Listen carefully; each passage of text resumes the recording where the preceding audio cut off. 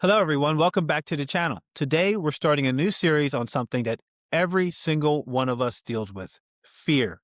And I want to kick this series off by addressing something that I think we get wrong about courage.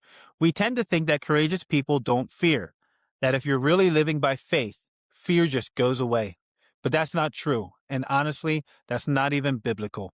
Courage isn't the absence of fear. Courage is doing what God calls you to do despite the fear. So let's talk about what it looks like to live courageously as a believer, even when you're scared out of your mind. I think we have this idea that the heroes of faith in the Bible were just naturally fearless people, that they didn't struggle with fear like we do. But that's not what Scripture shows us. Moses was afraid. When God called him to confront Pharaoh, Moses came up with every excuse in the book. I can't speak well. Send someone else.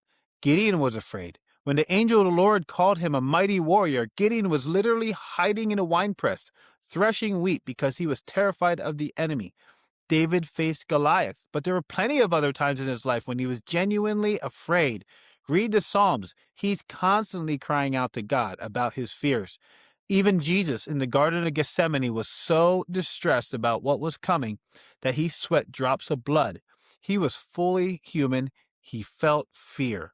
So if these people, the ones we look up to as examples of faith, experience fear, then clearly courage isn't about not feeling afraid. Courage is feeling the fear and choosing to obey God anyway. It's doing the thing God's calling you to do, even when your hands are shaking and your heart is pounding and every part of you wants to run the other way. You know what phrase shows up more than any other command in the Bible?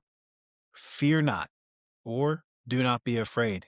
It appears over 300 times. And I think sometimes we read that as don't feel fear. If you're afraid, you're doing something wrong. But that's not what it means. When God says, do not be afraid, he's not denying that fear is real or that you're feeling it. He's giving you a command in the face of that fear. He's saying, I know you're afraid, but don't let that fear dictate your decisions. Don't let it stop you. Look at Joshua 1:9. God says to Joshua, have I not commanded you? Be strong and courageous. Do not be afraid. Do not be discouraged, for the Lord your God will be with you wherever you go. Notice the order there. It's a command. Be strong and courageous. Do not be afraid. But then immediately comes the reason. For the Lord your God will be with you. God doesn't expect Joshua to just magically stop feeling fear. He's telling Joshua to act courageously because God is with him, not because the fear isn't real. And then, throughout the book of Joshua, every time Joshua faces a new challenge, God repeats it. Be strong and courageous. It's like God knows Joshua needs to keep hearing it because the fear keeps showing up. The same is true for us. You're going to feel afraid. That's part of being human, but you don't have to let that fear control you. Here's something that was really freeing for me to realize. Faith and fear can exist at the same time. You can be afraid and still trust God. You can feel anxious about the future and still believe God's in control. Those things aren't mutually exclusive. In Mark 9, there's a father who brings his son to Jesus for healing, and Jesus says, everything is possible for one who believes. And the father responds with one of the most honest prayers in Scripture. I do believe. Help me overcome my unbelief. I love that. He's not pretending to have faith. He's saying, I believe, but I'm also struggling. I trust you, but I'm also afraid. And Jesus doesn't rebuke him for that. Jesus heals his son because God can work with honest, imperfect faith. He doesn't need you to have it all figured out. He doesn't need you to never feel afraid. He just needs you to bring what you have, fear and faith together, and trust him with it. 2 Timothy 1:7 says, for God has not given us a spirit of fear, but of power and of love and of a sound mind. That doesn't mean you'll never experience fear. It means fear doesn't come from God, but power does. Love does. A sound mind does. And those are the things you lean into when fear shows up. So practically, what does this look like?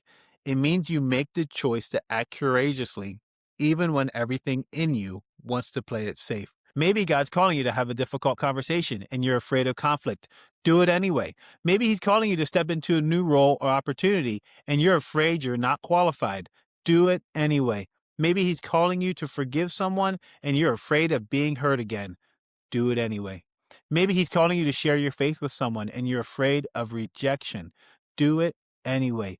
Courage is a choice. It's not a feeling. You don't wait until you feel brave. You act in obedience even when you feel terrified. And here's what I've found. When you take that first step, when you choose courage despite the fear, God shows up. He gives you strength you didn't have.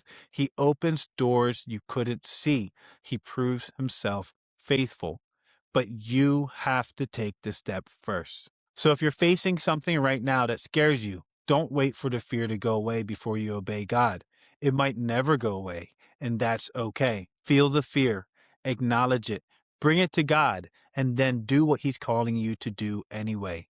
That's what it means to live courageously as a believer, not fearlessly, but faithfully. Thanks for watching. This is the first video in our series on fear, so make sure you're subscribed so you don't miss the rest. Drop a comment and let me know. What's one thing you need to do courageously despite your fear? See you next time. Be strong and courageous. God is with you.